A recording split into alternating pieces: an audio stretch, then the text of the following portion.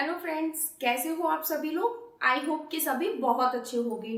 तो आज हम बात करने वाले हैं चाइल्ड डेवलपमेंट में पूछे जाने वाले प्रिंसिपल्स ऑफ डेवलपमेंट के बारे में, यानी कि जो विकास के सिद्धांत होते हैं उनके बारे में बात करेंगे।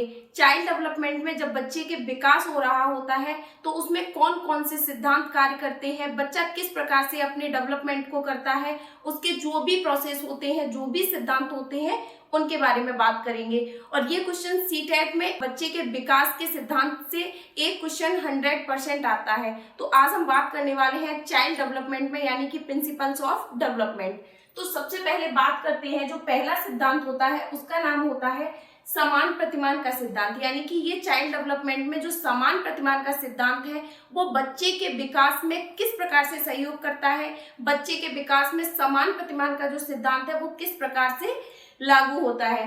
तो इसमें क्या होता है, इसके अनुसार प्रत्येक जाति अपने जाति के अनुसार विकास के प्रतिमान का अनुसरण करती है। यानी कि जो हमारा वातावरण है, हमारा परिवेश है, जहां पर हम लोग रहते हैं, वहां पर जितनी भी जाति प्रजातियां हैं, यानी कि जो जीव जंतु है, पक्षी है, मनुष्य है, सभी लोग जिस प्रकार के होते हैं उनके आगे की पीढ़ी, यानी कि उनके बच्चे, फिर उनके बच्चे, यानी कि जितनी भी निरंतर चलने वाली पीढ़ियां हैं वो सभी अपनी जाति का अनुसरण करते हैं। उनके अनुसार उनका रंग रूप, बातचीत करने का जितने भी ढंग होते हैं वो सभी अपनी जाति के अकॉर्डिंग होते हैं। जैसे कि बात करते हैं शेर के बच्चे की, यानी कि जो शेर का बच्चा होता है वो अपने जाति यानी कि शेर के पैटर्न को फॉलो करेगा। मनुष्य का बच्चा होता है तो वो मानव जाति के पैटर्न को फॉलो करेगा। पक्षियों का बच्चा होता है तो वो बर्ड्स के पैटर्न को फॉलो करेगा। यानी कि तो जितने भी हमारे परिवेश में जो भी सजीव जीव जंतु रहते हैं वो सभी लोग अपने पैटर्न को फॉलो करते हैं। तो ये होता है समान प्रतिमान का नियम, यानी कि अपनी जाति का अनुसरण करके प्रत्येक प्राणी उसी के हिसाब से विकास करता है। उसके बाद दूसरे सिद्धांत का नाम है विकास की दिशा का सिद्धांत। यानी कि जो विकास की दिशा का सिद्धांत होता है वो किस प्रकार से कार्य करता है। तो विकास की दिशा का सिद्धांत दो प्रकार का होता है, एक होता है मस्तकाधोमुखी, दूसरा होता है दुर्विमुख। यानी कि इनके नाम कभी कभी हिंदी में सीटेट के पेपर में बहुत ज्यादा चेंज हो जाते हैं, तो इनके नामों को अगर इंग्लिश में याद रखा जाए तो ज्यादा बेटर है। तो जैसे मस्तकाधोमुखी होता है उसको बोलते हैं सिफेलोकॉर्डल, और जो दुर्विमुख होता है उसको बोलते हैं प्रॉक्सिमोडिस्टल। यानी कि जो सिफेलोकॉर्डल और प्रॉक्सिमोडिस्टल ये होते क्या हैं। सिफेलोकॉर्डल बच्चे के विकास में किस प्रकार से कार्य करता है। जो सिफेलोकॉर्डल होता है उसमें जो विकास होता है वो सिर से पैर की तरफ होता है। यानी कि सबसे पहले बच्चे के सिर का विकास होगा, उसके बाद उसकी गर्दन, उसके बाद मतलब यानी कि सिर से लेके पैर तक का विकास होता है। बच्चे का विकास सिर से स्टार्ट होके उसके पैर पे खत्म होता है। उसी प्रकार से प्रॉक्सिमोडिस्टल होता है, उसमें बच्चे का विकास मध्य से बाहर की ओर होता है। यानी कि सबसे पहले विकास एक तरीके से सेंटर्ड पार्ट से, यानी कि बच्चे की नाभि से स्टार्ट होकर उसके हाथ, पैर, सिर, यानी कि बाहर की तरफ होता है। कुछ विकास नीचे की तरफ, कुछ विकास ऊपर की तरफ, उसको बोलते हैं। जैसे कि अगर किसी बच्चे के विकास में उसके मध्य भाग से विकास स्टार्ट हो रहा है तो वो किस श्रेणी में रखा जाएगा, तो वो रखा जाएगा प्रॉक्सिमोडिस्टल में। अगर किसी बच्चे के सिर का विकास सबसे पहले हो रहा है तो उस बच्चे के विकास को किस में रखा जाएगा, तो वो रखा जाएगा सिफेलोकॉर्डल में। यानी कि तो जो विकास की दिशा का सिद्धांत होता है उसमें सिद्धांत होते हैं दो प्रकार के, एक होता है सिफेलोकॉर्डल, दूसरा होता है प्रॉक्सिमोडिस्टल। सिफेलोकॉर्डल होता है उसमें विकास जो होता है वो सिर से पैर की ओर होता है। प्रॉक्सिमोडिस्टल में जो विकास होता है वो होता है मध्य से बाहर की ओर में। उसके बाद तीसरे विकास के सिद्धांत की बात करते हैं, सामान्य से विशिष्ट क्रियाओं का सिद्धांत। यानी कि एक बालक का विकास जब होता है तो उसमें जो सबसे पहली क्रियाएं होती हैं वो होती हैं सामान्य क्रियाएं। यानी कि जब हमारा विकास है वो सदैव सामान्य से विशिष्ट की ओर चलता है, ना कि विशिष्ट से सामान्य की ओर। जब एक बालक का विकास हो रहा है, जब एक सजीव प्राणी का विकास हो रहा होता है तो उसमें वो सामान्य क्रियाएं सबसे पहले करता है। जैसे हम और आपसे ही जोड़ के चलते हैं, जब हमारा डेवलपमेंट स्टार्ट होता है तो उसमें हम लोग सबसे पहले सामान्य क्रियाएं करना सीखते हैं। किसी भी चीज को सीखने के लिए पहले सामान्य क्रियाएं करते हैं, उसके बाद विशिष्ट क्रियाओं की ओर जाते हैं। कैसे, जैसे कि उठना है, जब एक बालक का विकास स्टार्ट होता है तो सबसे पहले बालक उठना सीखता है, उसके बाद बालक बैठना सीखता है, उसके बाद बालक धीमे धीमे चलना सीखता है, उसके बाद बालक दौड़ना सीखता है। हम और आप में से कोई भी बालक ऐसा नहीं होगा जो पहले दौड़ना सीखेगा, उसके बाद धीमे धीमे चलना सीखेगा, उसके बाद में बैठना सीखेगा, उसके बाद उठना सीखेगा। इस प्रकार से किसी का भी विकास नहीं होता है। तो जो बालक का विकास होता है वो हमेशा सामान्य से विशिष्ट की ओर होता है, ना कि विशिष्ट से सामान्य की ओर। उसके बाद बात करते हैं निरंतरता का सिद्धांत, यानी कि जो बालक के विकास का सिद्धांत है, विकास एक निरंतर चलने वाली प्रक्रिया है। यानी कि जो बालक का विकास होता है, किसी भी प्राणी या जीव जंतु का विकास होता है, वो एक निरंतर चलने वाली प्रक्रिया है, कभी न रुकने वाली प्रोसेस है। बालक की ग्रोथ रुक सकती है, लेकिन जो बालक का डेवलपमेंट है उसे नहीं रोका जा सकता है। ये जन्म से लेके मृत्यु तक चलने वाली प्रोसेस है। एक बालक जब जन्म लेता है उसका विकास तभी से स्टार्ट हो जाता है, और जब तक एक व्यक्ति बुजुर्ग होके उसकी मतलब डेथ नहीं हो जाती है, तब तक उस व्यक्ति को कुछ ना कुछ हमारे वातावरण से, हम लोगों से आपस में इंटरकनेक्ट करके, यानी कि कोई ना कोई चीजें सीखता रहता है। तो विकास एक निरंतर चलने वाली प्रक्रिया है, कभी न रुकने वाली प्रक्रिया है। उसके बाद बात करते हैं पूर्वानुमान का सिद्धांत। विकास का कुछ हद तक पूर्वानुमान लगाया जा सकता है, लेकिन सभी बच्चों के विकास की दर अलग अलग होती है।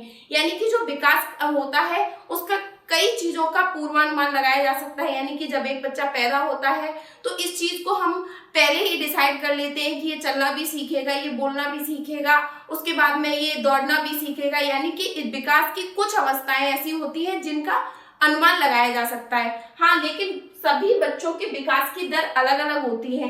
इन चीजों का पूर्वानुमान तो लगा लिया जाता है कि बच्चे में ये विकास होगा, लेकिन उसमें किसी बच्चे में कम होगा, किसी बच्चे में ज्यादा होगा, किसी बच्चे में एवरेज होगा। इस चीज का अनुमान नहीं लगाया जा सकता है। किसी बच्चे का आईक्यू लेवल ज्यादा हो सकता है, किसी का कम हो सकता है। बच्चे का विकास तो होगा, लेकिन बच्चे का विकास किस प्रकार से होगा और बच्चे का विकास किस हद तक होगा, किस लिमिट तक होगा, इस चीज का अनुमान नहीं लगाया जा सकता है। तो इस प्रकार से हम कह सकते हैं जो विकास होता है उसका पूर्वानुमान लगाया जा सकता है, लेकिन जो विकास की दर होती है वो अलग अलग होती है। प्रत्येक व्यक्ति एक दूसरे से डिफरेंट होता है, इसलिए उसके विकास की जो दर होती है वो भी एक दूसरे से डिफरेंट होती है। उसके बाद बात करते हैं व्यक्तिगत भिन्नता का सिद्धांत, यानी बच्चों में विकास व्यक्तिगत भिन्नता के अनुसार चलता है। किसी में विकास की गति तेज व किसी में विकास की गति कम होती है। यानी कि प्रत्येक बच्चा जो इस वातावरण में रह रहा है, जो इस माहौल में रह रहा है, जो इस परिवेश में रह रहा है, उन सभी बच्चों में विकास की गति में डिफरेंस पाया जाता है। किसी बच्चे का आईक्यू लेवल ज्यादा होता है, किसी बच्चे का आईक्यू लेवल 140 प्लस भी होता है, किसी बच्चे का 75 प्लस भी होता है, किसी बच्चे का 25 प्लस भी होता है। यानी कि कोई बच्चा मंद बुद्धि होता है, कोई तीव्र बुद्धि होता है, कोई प्रतिभाशाली की कैटेगरी में आता है। तो प्रत्येक बच्चे अपने वातावरण के अनुसार, अपनी आनुवंशिकता के अनुसार उन सभी बालकों में डिफरेंसेस पाए जाते हैं। इसीलिए बालक के जो विकास होता है उनमें व्यक्तिगत भिन्नता पाई जाती है। कोई भी बालक हो जो हमारे परिवेश में रह रहा है, वो चाहे कोई भी बालक हो, वो बालक कभी भी एक समान नहीं हो सकते। प्रत्येक बालक में कुछ ना कुछ डिफरेंसेस जरूर पाए जाएंगे। जैसे कि एक कक्षा में 50 विद्यार्थी होते हैं, उन सभी विद्यार्थियों में किसी भी विद्यार्थी का आईक्यू लेवल एक दूसरे से मैच नहीं करता है। प्रत्येक विद्यार्थी का जो आईक्यू लेवल होता है वो एक दूसरे से चेंज होता है। एक बच्चे में डिफरेंसेस हमेशा पाए जाते हैं। उसके बाद बात करते हैं हमारी इंटेलिजेंस, कल्चर, डाइवर्सिटी, यानी कि ये सभी चीजें होती हैं। हमारी इंटेलिजेंस होती है, बच्चा कौन सा बच्चा ज्यादा इंटेलिजेंट है, कौन सा कम है, कौन सा एवरेज है। इस प्रकार से बच्चे में डिफरेंसेस पाए जाते हैं। बच्चे के कल्चर में डिफरेंसेस होते हैं, बच्चे की डाइवर्सिटी में डिफरेंसेस होते हैं। यानी कि ये सभी चीजों में डिफरेंसेस पाए जाते हैं। इसलिए जो बच्चे का विकास होता है उसमें भी भिन्नता पाई जाती है। बच्चों के विकास पर वंशानुक्रम और वातावरण का बहुत ज्यादा प्रभाव पड़ता है। यानी कि जो बच्चा होता है उसके विकास पर वंशानुक्रम, यानी कि वंशानुक्रम बोलते हैं हेरिडिटी को, जो हमारे पेरेंट्स के द्वारा जीन्स के थ्रू हमें मिलती है। जैसे हमारे ग्रैंडफादर हुए, ग्रैंड मॉम्स हुई, मदर्स हुए, डैड हुए, यानी कि जो हमारे मम्मी पापा, दादी बाबा, उनसे जो हमें जीन्स प्राप्त होते हैं, उनके द्वारा जो हमारा विकास होता है उसे बोलते हैं हेरिडिटी, यानी कि वंशानुक्रम का प्रभाव पड़ रहा है। वातावरण होता है जिस परिवेश में हम रह रहे हैं, जिस माहौल में हम रह रहे हैं, उसके द्वारा जो हमारे विकास पर प्रभाव पड़ रहा है उसे बोलते हैं वातावरण का प्रभाव। एक बालक के विकास पे वातावरण और वंशानुक्रम दोनों प्रभाव जो है वो इक्वल रूप से पड़ता है। एक बालक के विकास में वंशानुक्रम का भी प्रभाव पड़ता है, वातावरण का भी प्रभाव पड़ता है। उसके बाद बात करते हैं वर्तुलाकार बनाम रेखीय प्रगति का सिद्धांत। यानी कि जो वर्तुलाकार बनाम रेखीय प्रगति का सिद्धांत है, तो किसी भी बालक का जो विकास होता है वो एक दिशा में नहीं हो सकता है। यानी कि बालक स्टार्टिंग से लेके लास्ट तक एक ही दिशा में नहीं सीख सकता है। प्रत्येक बालक में जो विकास होती है उसकी दर हमेशा वर्तुलाकार होती है। यानी कि जो बालक होता है वो कभी कम कभी ज्यादा, कभी कम कभी ज्यादा, इस प्रकार से सीखता है। तो जो विकास की गति होती है वो वर्तुलाकार होती है, न कि रेखीय। अगर सीटेट में क्वेश्चन आता है कि एक बालक है वो क्या हमेशा एक समान गति से सीख सकता है, वर्तुलाकार गति से सीख सकता है, या अगर कोई भी ऑप्शन दिए हो तो एक बालक हमेशा वर्तुलाकार में सीखता है, ना कि समान रेखीय गति में। यानी कि एक बालक जब पैदा होता है तो वो हमेशा एक जैसा उसमें विकास नहीं हो सकता है, उसमें एक रेखीय विकास नहीं हो सकता है। बालक के विकास में उतार चढ़ाव आते रहते हैं। तो हमारे जो प्रिंसिपल्स ऑफ डेवलपमेंट के जो सिद्धांत है, यानी कि जो विकास के सिद्धांत है, उनके लिए फिलहाल इतना ही। इसी प्रकार की हमारी डिटेल में और चाइल्ड डेवलपमेंट की वीडियो देखने के लिए हमारे चैनल को सब्सक्राइब कीजिए। लवली एकेडमी पर चाइल्ड डेवलपमेंट की काफी वीडियो डाल दी गई है। इस पर ईवीएस और हिंदी आदि सभी चीजों की जो वीडियोस है वो सभी प्रॉपर रूप से डाली जा रही हैं। कुछ वीडियोस शॉर्ट्स के रूप में डाली जा रही हैं। तो प्लीज आप चैनल पर जाइए और वहां पर जितनी भी शॉर्ट्स में और जितनी भी डिटेल में वीडियो पड़ी है उन सभी को देखकर अपनी तैयारी को बेहतर बनाइए। अभी के लिए फिलहाल